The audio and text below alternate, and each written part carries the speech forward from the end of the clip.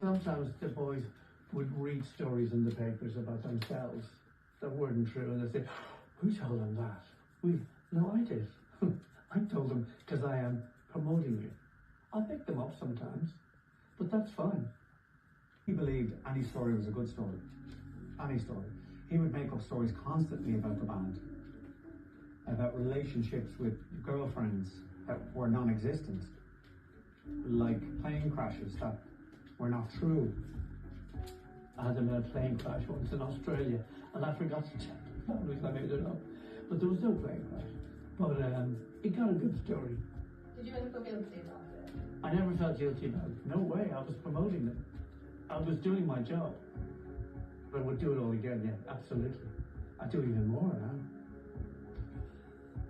By 2000, Boyzone was over, the band had split, the members went their separate ways and Louis Walsh had moved on. Ronan Keating later admitted that while he was grateful for Walsh's role in their success, he felt like Louis had made some poor decisions and he hadn't always acted with their best interests at heart. But some of the things he did were wrong, but you know, the choices he made weren't right. And then years later, when Boyzone reunited, well, Walsh was nowhere to be found. Why? Well, it probably has something to do with what went down, but we're going to get to that in a second. If Louis Walsh thought he had closed the chapter on Boyzone for good, he was wrong. In 2009, tragedy struck. Stephen Gately was found dead, just 33 years old.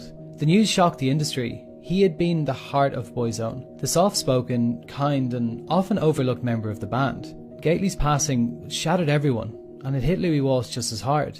Everybody's there for the right reason today, and they're going to support his family and his mother, everything.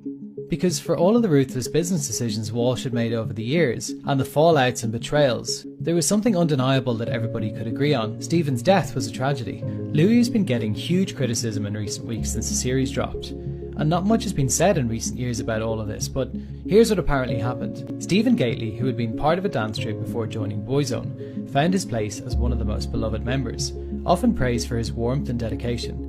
His heartfelt performances were a part of Boyzone's success, and he quickly gained a strong fanbase. As the band became more successful, their fame was met with the usual pressures of celebrity, the pressure of constantly being in the spotlight. Louis wanted the band to constantly be on front pages, because that was what led to record sales. But it was this desire that ultimately led Louis to make some decisions that, well, betrayed Stephen. In 1999, the fame the boys were experiencing showed its darker side because Stephen Gately was blackmailed and outed by the British tabloid The Sun for being gay. It was one of the biggest personal crises he would ever face in his short life. Gately had a real fear that his hidden sexuality was going to affect his standing as a teenage heartthrob, which in turn would affect Boyzone's record sales. But he had a big secret. He didn't want anyone to know about it. He was so scared. He was so scared that it was going to kill his career.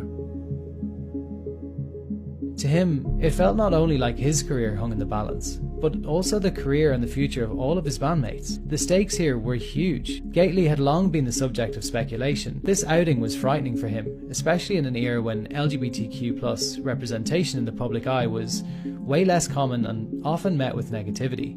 At the time, the Sun newspaper put pressure on Gately, telling him that a former security guard was touting the story about him being gay around the tabloids, but the recent series on Sky uncovered the revelation that in fact, this secret was betrayed to the Sun by Louis Walsh, Gately's own manager.